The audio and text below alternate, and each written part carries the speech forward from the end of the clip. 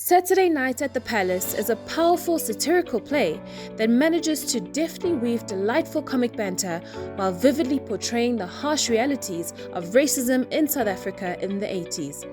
Put your fucking heart into it, man. Come on, you can do better. Yeah.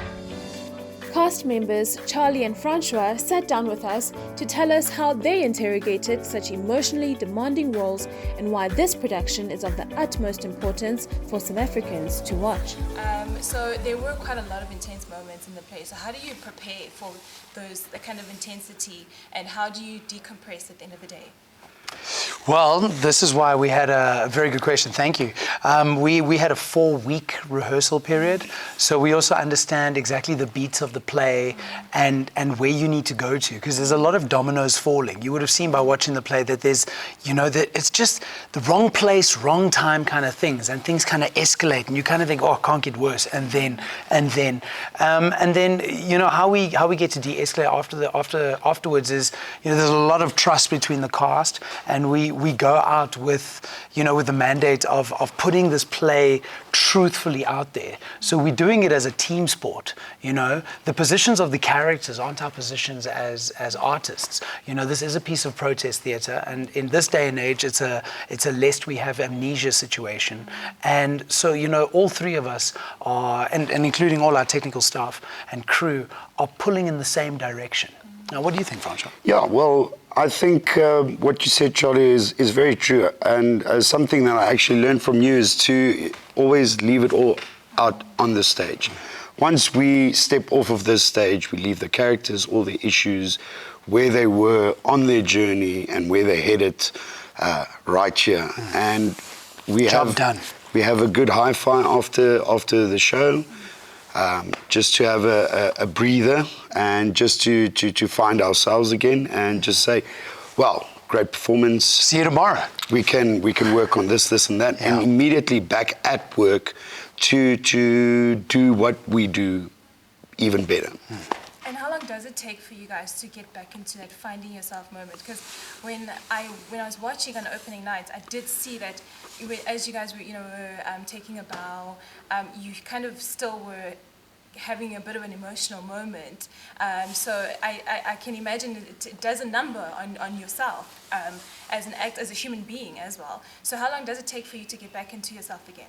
Oh, it's crazy. I find doing theatre, your adrenal glands have been pumping. It's really live. And when you play something like this, which is escalated right to the nth, incredibly emotional, I find sometimes, I can only really get to bed at like 2 o'clock in the morning. It takes you a long time to kind of spin out of it.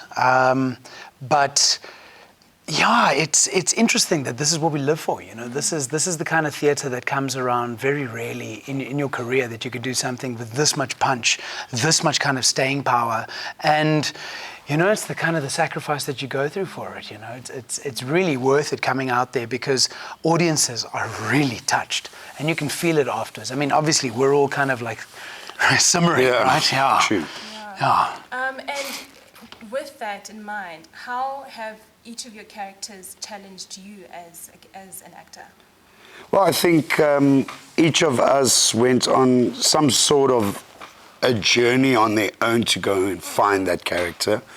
I think once you've become this character that you constantly fine-tuning, you become a part of it in some sense, but to also keep yourself distant from him, looking in on this character's life. So I think the challenge is to always create this character, but there's a truthfulness that needs to lie with this character, and I think that truth comes from us as actors, as the vehicle portraying these characters. And I think it's a process that is ever growing.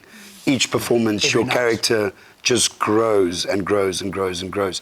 And we would love to have 8 months of rehearsals to have these characters sharpened to the edge and to the T.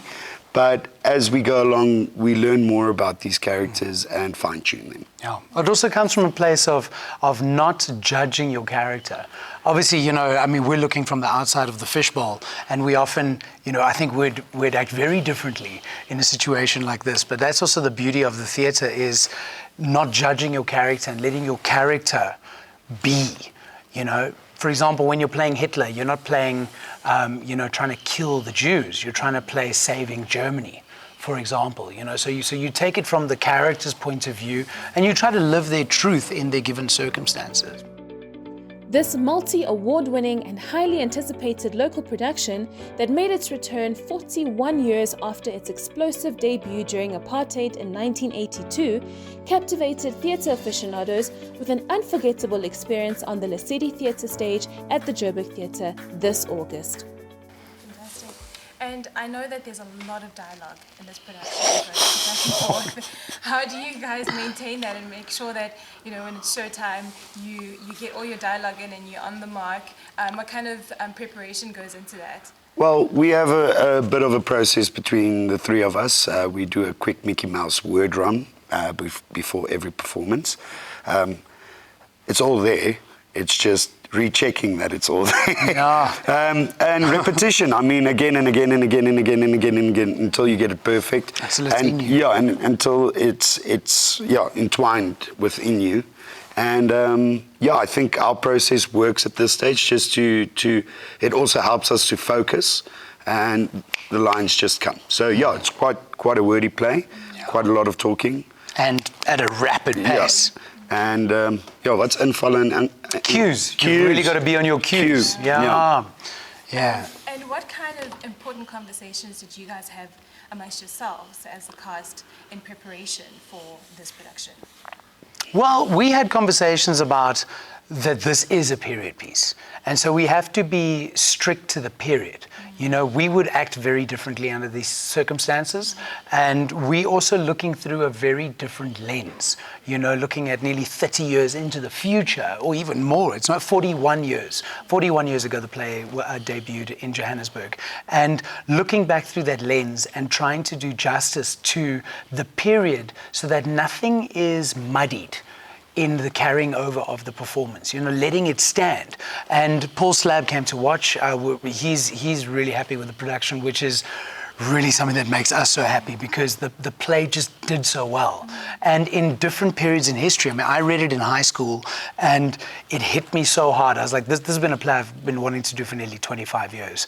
And having it in these different periods and giving it to an audience in all its glories, that it can tell its story, is just, it's really just quite an experience, right? yeah, and to stay true to the story. Yeah. I mean, as you said, Charlie, we can't shadow things that actually happened in that era, and that's what we're trying to portray here through this story and through these characters. And with Saturday Night being set in the 80s, like you said, it was so long ago, a lot has changed, but some would argue and say not that much has changed. There's still some things that are still pretty much the same. How do you think South Africa has stayed the same and kind of still changed, and how is the play illuminating the similarities now as they were in the 80s? Loaded question, you go for it. That is quite a heavy question, because it's coming from so many different viewpoints, right?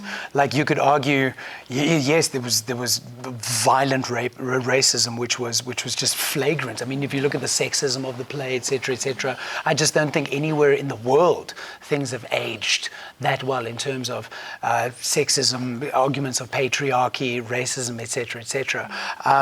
We could also look at it from a different lens of the light stayed on. You know, that's a tough one. You know, we used to have the fourth cleanest water in the world. Now there's cholera. That's also something that is a very different viewpoint to come to terms with. And I think you're left with, there were pros and cons, maybe more or less. And it's very interesting. I was born in '83, and I mean, there were questions that I had as a young person to my parents. I remember in 1990, my dad was in a queue of only white men, which was very interesting. And I asked him, I'm like, what's going on here? And he said, no, we're voting for our country. And I was like, but where is everybody? You know, I these kind of questions. And then I'm sure that kids these days have questions of like, Mommy, Daddy, was it always like this for you? You know, are things getting worse? You know, I mean, we all struggle with violent crime these days.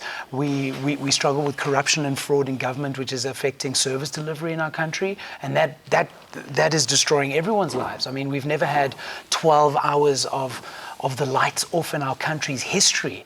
And South Africa had one of the first cities in the world that had street lights in Port Elizabeth. So it shows you that we were also right at the cutting edge, and it seems as if somehow we're slipping off, you know. We've been downgraded to junk status, etc. And I think there's a lot of challenges South Africans face with interest going up and unemployment being at 50%. So there's a lot to talk about. That's an incredibly loaded question. Yeah. I do think that there have been improvements. I think the internet has opened up education to almost anybody. Yep. You know, I think that medicine has come a long way. I do think that people are a lot more liberal in their thinking.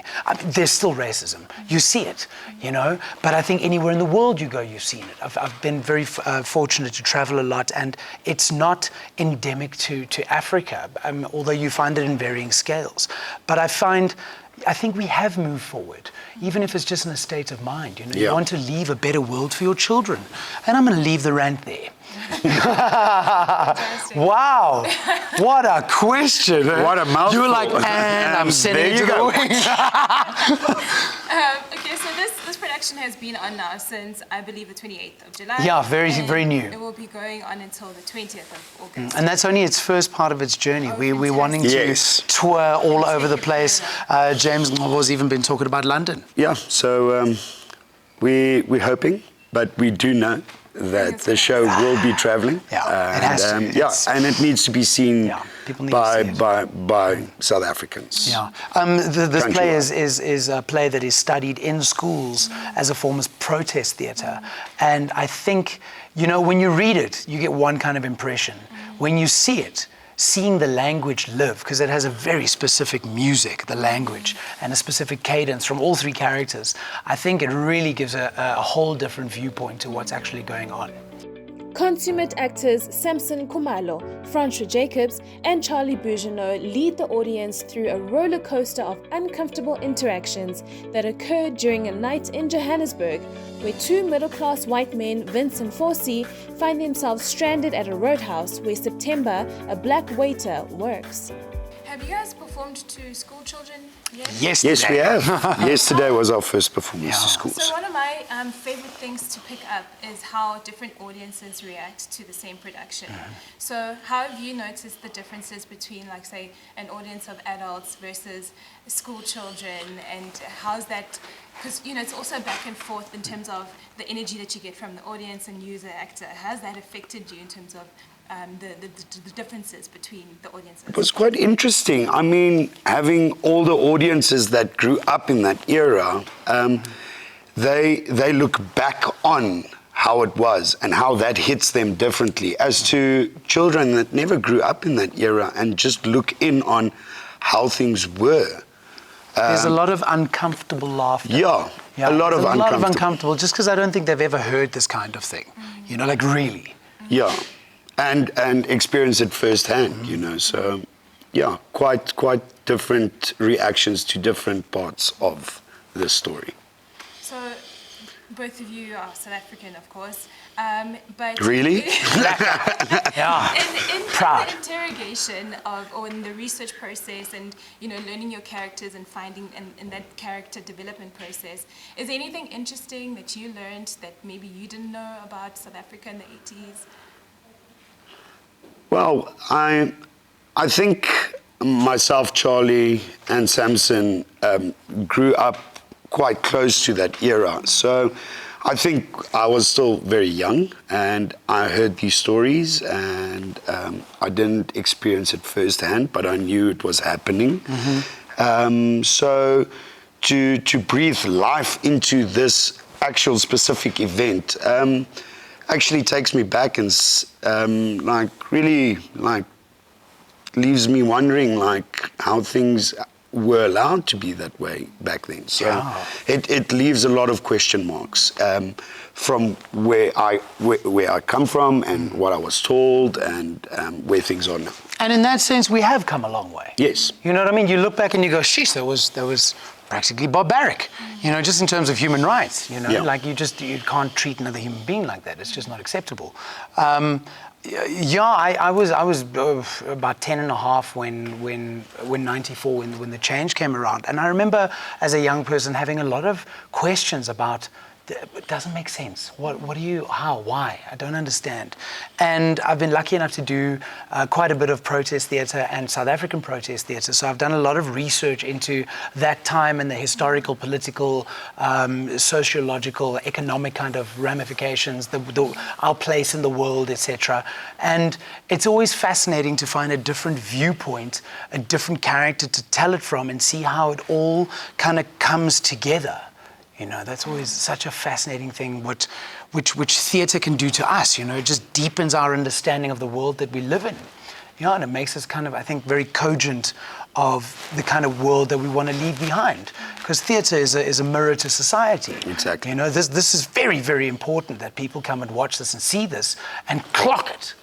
You know, really take notice of it so that we can better ourselves. I think that's the only thing that we can hope for our future generations, is to leave something more, something better, leave a legacy of something to be proud of. Fantastic. Thank you so much, Charlie Francois. I wish you all the best.